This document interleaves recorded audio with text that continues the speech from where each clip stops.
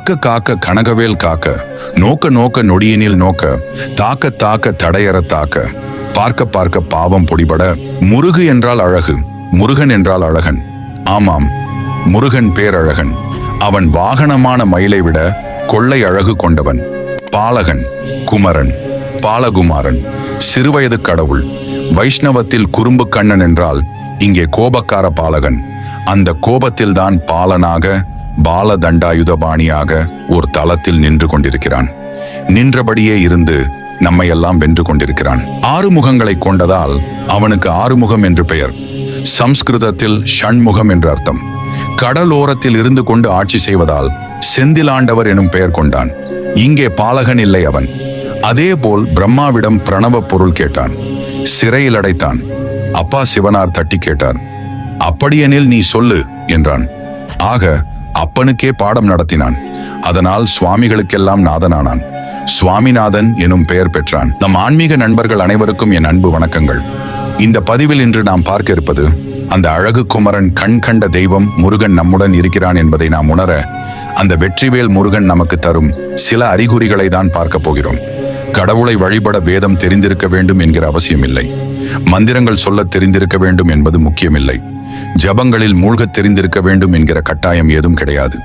இறைவனை வாயார கூப்பிட்டு கண்ணார தரிசித்து மனதார பிரார்த்தனை செய்து கொண்டால் போதும். கூப்பிட்ட நம் குரலுக்கு ஓடோடி வருவார் முருகப்பெருமான்.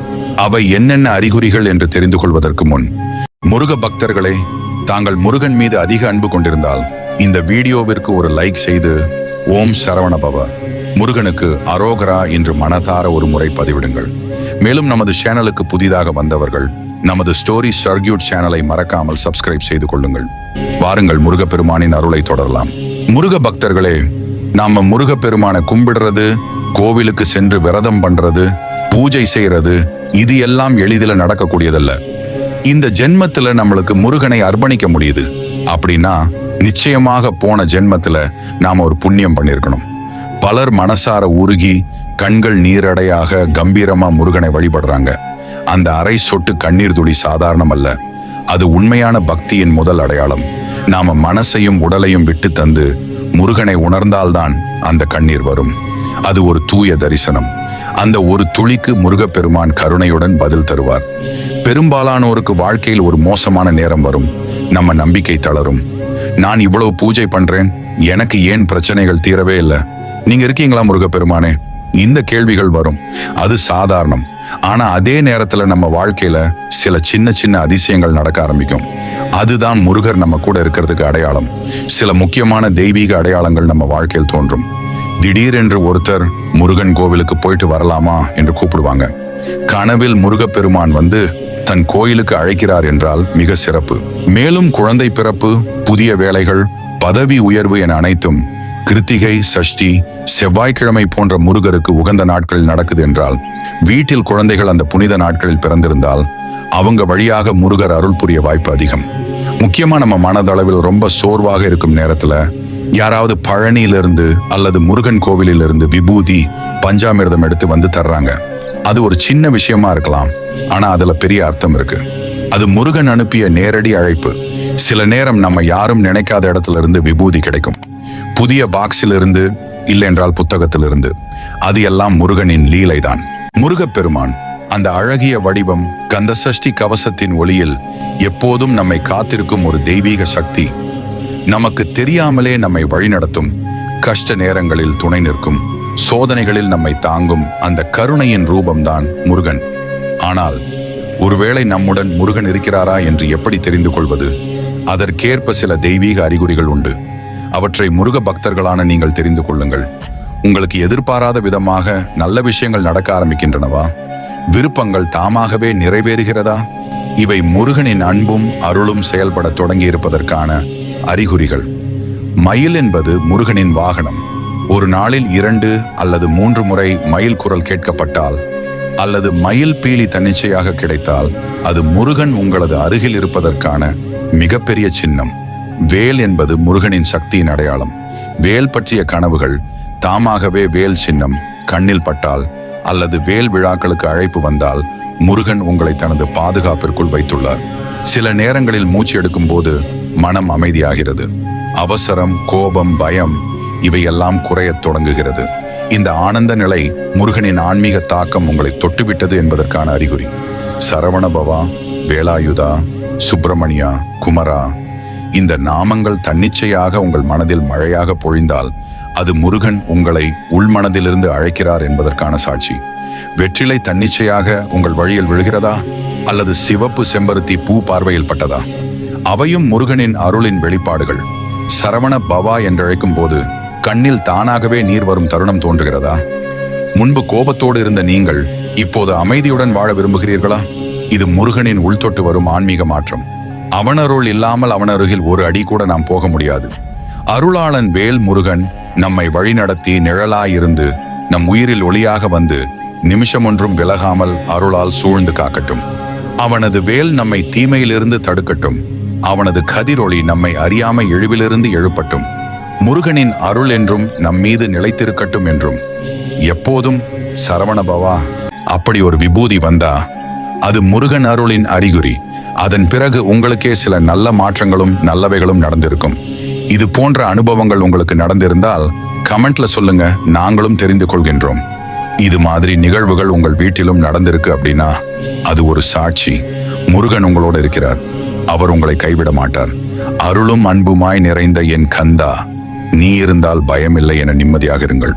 அடுத்ததாக நீங்கள் முருகப்பெருமானை வேண்டி ஒரு விளக்கேற்றி வைத்து மனதார் அவனை வழிபடுகிறீர்கள்.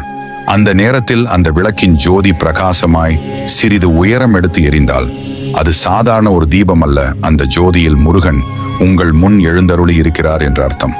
அதேபோல் நீங்கள் ஒரு முக்கியமான வேண்டுதலை சொல்லி அது நிறைவேற வேண்டும் என்று முருகனை ஆழமாய் வேண்டிக் கொண்டிருக்கும் போது அந்த விளக்கின் ஜோதியிலிருந்து ஏதோ ஒரு சத்தம் கேட்குகிறது என்றால் அது வேற எதுவும் இல்லை, முருகன் உங்கள் வேண்டுதலை கேட்டிருக்கிறார், அதற்கான பதிலை அளிக்கிறார். அந்த சத்தம், அந்த ஒலி ஒரு தெய்வீகமான பதில்தான். அது அவரது அருளின் எழுச்சி. நீங்கள் முருகப்பெருமானை மனமாற வேண்டிக் கொண்டு மந்திரங்களை ஒலிக்கும் போது முருகனின் படத்தில் வைத்திருக்கும் பூ திடீரென விழுந்துவிடும். அப்பொழுது அது ஒரு சாதாரண நிகழ்வு போல தோன்றலாம். பூ சற்றே அசைந்து விட்டது போல, காற்று வந்திருப்பது போல. ஆனால் அந்த இடத்தில் எந்த காற்றும் இல்லாமல் அமைதியாக இருந்திருந்தாலும் கூட அந்த பூ மட்டும் விழுந்தது என்றால் அது சாதாரணம் அல்ல. அது முருகப்பெருமான் அந்த இடத்தில் எழுந்தருளி இருக்கிறார் என்பதற்கான ஒரு அதிசய அறிகுறி. அந்த கணம், அந்த இடம் ஒரு தெய்வீக சக்தியால் புனிதமாகிறது. அடுத்ததாக நீங்கள் சாலையில் நடந்து செல்லும் போது அல்லது வீட்டில் இருக்கும்போது உங்கள் முன் முருகன் வாகனங்களான மயில், சேவல் போன்ற பறவைகள் திடீரென வந்து செல்லும். அது ஒரு ஆழமான அறிவுறுத்தல். இந்த பறவைகள் முருகனின் அவதாரங்களை பிரதிபலிப்பவை. முருகன் நம்முடன் இருக்கிறார் என்பதை இந்த பறவைகள் நம் அருகில் வந்து காட்டும் ஒரு மறைமுக குறியீடாகும். முருகன் நம்மிடம் இருக்கிறார் என்று உணர்ந்தால் அந்த பறவைகள் தானாகவே நம்மை தேடி வந்து சிறிது நேரம் நம்மை சுற்றி கொண்டாடி பின்னர் விட்டு செல்லும். அது ஒரு அதிசயம் போல தோன்றலாம், ஆனால் அதுவே முருகன் நமக்கு அருகில் இருப்பதற்கான ஒரு சாட்சியம். இந்த நேரங்களில் எதையும் எதிர்பார்க்காமல் அமைதியாகவும் சிறிது நேரம் அவற்றை அனுபவிப்பதும் முருகன் நமக்கு வழிகாட்டி இருப்பதை உணர்ந்து அவற்றை அன்புடன் வரவேற்க வேண்டும். அடுத்ததாக முருகனின் அருள் உங்களுக்கு கிடைத்திருக்கு. அவர் உங்கள் உடனேயே இருக்கிறார். அதை நீங்கள் எப்படி உணர்வீர்கள் தெரியுமா? உங்கள் கனவுகளில் தொடர்ந்து வேல், மயில் போன்ற சின்னங்கள் தோன்றுகிறதா? அல்லது சில சமயம் முருகன் தானே ஏதாவது ஒரு வடிவத்தில் வந்து உங்களிடம் காட்சி தருகிறாரா? இது எல்லாம் சாதாரணம் அல்ல. இது முருகனின் நேரடி உறுதி. நான் உன்னுடன் இருக்கிறேன். அதே போல நீங்கள் மனதளவில் சோகம், துயரம் அல்லது சோதனையின் நடுவில் இருக்கும்போது முருகனை நினைத்த உடனே உங்கள் பார்வைக்கு அவர் படமோ, வேலோ அல்லது மயிலோ எதிர்ப்படும். அந்த ஒரு நொடியில் தெரிந்து கொள்ளுங்கள், முருகன் உங்கள் அருகில் இருக்கிறார். அவர் உங்களை விட்டு எப்போதும் விலக மாட்டார். அடுத்ததாக நீங்கள் ஒரு சில நேரங்களில் உதவிக்காக தவித்து யாராவது ஒருவர் தானாக வந்து உங்களுக்கு உதவி செய்கிறார்கள் என்றால் அவர்களின் மூலமாக முருகப்பெருமான் தான் வருகிறார். சில நேரங்களில் என்ன முருகா, இப்படி சோதனை வருகிறதே என்று மனதில் நினைக்கும் நேரத்தில் உதவியும் வரும், தீர்வும் வரும். அந்த உதவி, அந்த வழிகாட்டல் அது சாதாரணமா வந்ததல்ல. அது முருகனின் அருள் வந்ததின் அறிகுறி. அவர் உங்களோடு இருக்கிறார்.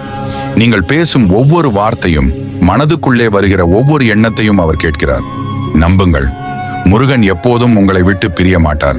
அவர் உங்கள் அருகில் தான் இருக்கிறார். அடுத்ததாக முருகன் உங்களுடன் இருக்கிறார் என்றால் உங்கள் வீட்டில் அல்லது உங்களை சுற்றி முன்னாடி நீங்கள் கண்டே இல்லாத ஒரு தெய்வீக வாசனை மெல்ல வீச ஆரம்பிக்கிறது என்றால், விபூதி வாசனை, சந்தன வாசனை அல்லது பன்னீர் போல ஒரு புனித நறுமண வாசனை, அந்த வாசனைக்கு பெயரே வைக்க முடியாத மாதிரி ஒரு அற்புதமான புனித உணர்வோடு சேர்ந்து வருகிறது என்றால், இது உங்கள் வீட்டிலே மட்டுமல்ல, வெளியிடத்துக்கே சென்றாலும் நீங்கள் மனதார முருகனை நினைத்தவுடன் அந்த வாசனை நேராக உங்களை அடைகிறது என்றால், அது ஒரு தெய்வீக அறிகுறி. அவர் உங்களோட இருக்கிறார். அவரது அருள் வாசனையாய் உங்களை தொட்டு கொண்டிருக்கிறார். அடுத்ததாக பல்லி சத்தம். ஒரு சாதாரண நிகழ்வாக நமக்கு தோன்றலாம். அது எல்லா வீடுகளிலும் நடக்கும் ஒரு இயற்கை விஷயம்தான் என்று நாம் நினைத்துக் கொள்ளலாம்.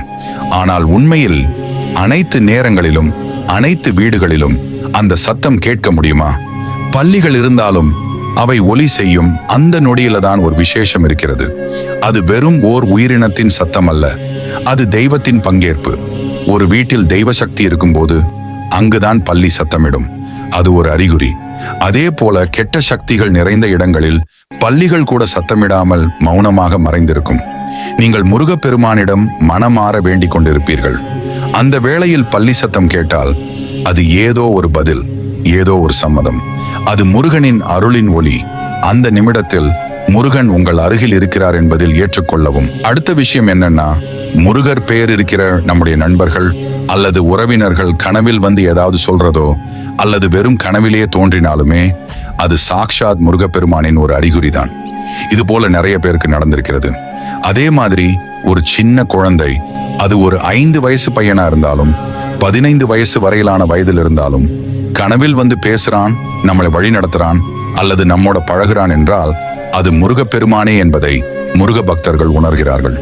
முக்கியமாக தீவிர முருக பக்தர்களுக்கு இவ்வாறான கனவுகள் வருவது அதிகம். முருக பக்தர் இல்லாதவர்களுக்கு இது அரிது. வரலாம், ஆனா வேற மாதிரியான கனவுகளா இருக்கும். ஆனா இந்த மாதிரி குழந்தை வடிவத்தில் வந்து நேரடியாக வழிகாட்டுவது நிச்சயமாக முருகப்பெருமானின் சின்ன சின்ன அவதாரங்கள் ஒண்ணு. இது கனவுல மட்டும் வரமாட்டாங்க. சில சமயம் நேர்லயே ஒரு சின்ன பையனா கோயில்ல பார்த்துடலாம், பஸ் ஸ்டாப்ல பார்த்துடலாம், அல்லது நம்ம தெரியாமலே வந்து நம்மோட பேசுவாங்க. சின்ன பசங்க அடிக்கடி வீண் வார்த்தை பேச மாட்டாங்க, ஒருவரிடம் அன்போடு பழக மாட்டாங்க, அதுவும் அவர்களுடைய பெற்றோர் இல்லாத போது. ஆனா அவர்கள் நம்மிடம் பழகுறாங்க, சிரிக்கிறாங்க, ஏதாவது சொல்லுறாங்க என்றால் அது வழிகாட்டுதலாகவே இருக்கலாம். இது முக்கியமான ஒரு டிவைன் சைன். ஏன்னா கடவுள் நம்ம பார்க்குற மாதிரி நேரடியாக வரமாட்டாங்க. நம்ம எதிர்பாராத இடத்துல எதிர்பாராத வடிவத்தில் தான் வருவாங்க. முருகப்பெருமான் பெரும்பாலும் சிறுவர்களின் வடிவத்தில் தான் வருவார். இதெல்லாம் நம்ம கேட்டது பார்த்தது தான். அதுவும் ஒரு வழியாக அவதாரம் மாதிரியே தான். ஏதாவது ஒரு சின்ன இன்ட்ராக்ஷன், ஒரு பையனோட பேசுனீங்க, நல்ல உணர்வு வந்தது, நம்பிக்கையோ உந்துவத்தோ கொடுத்த மாதிரி இருந்துச்சுன்னா அதை சீரியஸா எடுத்துக்கணும். அது முருகப்பெருமானின் உண்மை அருளின் சின்னம். இன்னொரு விஷயம் நம்ம எல்லாருக்கும் தெரியும், முருகப்பெருமானுடைய வாகனம் மயில் அல்லது வேல். இந்த மாதிரி மயில் சேவல் வந்துடுச்சுன்னா அது கனவுல வரலாம் அல்லது வீட்டு அருகே கோவிலுக்குள்ள நம்ம முக்கியமான நேரத்துல கூட வரலாம். இது எல்லாம் முருகப்பெருமானின் அருள் உண்டாகுது என்பதை உணர்த்தும் டிவைன் மொமெண்ட்ஸ். நம்ம வாழ்க்கையில பல முறை இது மாதிரி சின்ன சின்ன மிரக்கல்ஸ் நடந்திருக்கும். அதே மாதிரி சில முக்கியமான நாட்களில், சஷ்டி, கிருத்திகை மாதிரி விரத நாட்களில் நாம் விரதம் இருக்கிறோம் அல்லது முருகப்பெருமானுடைய கோவிலுக்கு போய் ஒரு பூஜை செய்கிறோம். அந்த நேரத்துல ஏதாவது விசித்திரமான சம்பவங்கள் நடக்கக்கூடும். பூஜை நடக்கும்போது பூ விழுப்பது, வீட்லையோ கோயில்லையோ வெட்டுக்கிளி கத்துவது, பள்ளி கத்துவது, இவையெல்லாம் சாதாரண விஷயம் மாதிரியும் தோன்றலாம். ஆனாலும் அவை அந்த நாளின் புனிதத்தையும் நமக்கு கிடைக்கும் அருளையும் சுட்டி காட்டும் டிவைன் சைன்ஸ். இதை லைட்டா எடுத்துக்காம ஒரு குறிப்பு மாதிரி மனதில் வச்சுக்கணும். இது ஒரு அருள். முருகப்பெருமானை நாம் எப்படி ஏற்றுக்கொள்றோமோ அந்த விதத்திலேயே அவங்க நம்ம கிட்ட வந்து பேசுவார். இதோ ஒரு ரொம்ப முக்கியமான விஷயம். நீங்க முருகப்பெருமான ஒரு அண்ணனா நினைக்கிறீங்கன்னு வச்சுக்கோங்க. பல்வேறு முருக பக்தர்கள் அவரை வேற வேற மாதிரியா பாக்குறாங்க. அவரை ஒரு பையனா பாக்குறாங்க, ஒரு பிள்ளையா பாக்குறாங்க, சிலர் தங்களுடைய அண்ணனாகவே பாக்குறாங்க. நம்மளுடைய சில சப்ஸ்கிரைபர்ஸே முருக அண்ணான்னு கூப்பிடுறாங்க. அந்த நெருக்கம், அந்த பாசம், அதிலேயே இருக்கிற நம்பிக்கையினால அவரை அண்ணனாகவே கற்பனை செய்யறாங்க. அந்த மாதிரியான உறவு கொண்டவர்கள் கனவிலேயே அவர்களுடைய ரியல் அண்ணன் மாதிரி தோன்றி ஒரு அர்த்தமுள்ள அறிவுரையோ ஆறுதலோ சொல்லி வர்றதுண்டு. இந்த மாதிரி நிகழ்வுகள் நடந்திருக்கிறது. உதாரணத்துக்கு, ஒரு சகோதரி முருகப்பெருமானை தன் அண்ணனாக கருதினாங்க. அவருக்கு கனவிலே அவரோட உண்மையான அண்ணன் தோன்றி தைரியம் கொடுத்தாராம். நீ ஏன் இப்படி யோசிக்கிற, பயப்படாத, நீ நல்லா இருக்க போற அப்படின்னு. ஆனா யோசிச்சு பாருங்க, அந்த ரியல் அண்ணன் அப்படி சொல்ல வர வேண்டிய அவசியம் இருக்கா இல்ல? அந்த உறவின் மூலமாக முருகப்பெருமான் அவருக்கே உரிய ஒரு வடிவத்துல வந்து பேசுறாரு. இதுவே டிவைன் டிஸ்கைஸ். அதே மாதிரி முருகப்பெருமான குழந்தையா நினைக்கிறீங்கன்னா உங்க குழந்தை போலவே கனவில் வந்து ஏதாவது சொல்லலாம். நீங்க குழப்பத்தில் இருக்கும்போது சம்பந்தமில்லாத ஒரு சின்ன பையனோ பொண்ணோ வந்து என்னம்மா ஆச்சு அல்லது பயப்படாதே அப்படின்னு சொல்லும். இது எல்லாம் சாதாரண கனவுகள் இல்ல.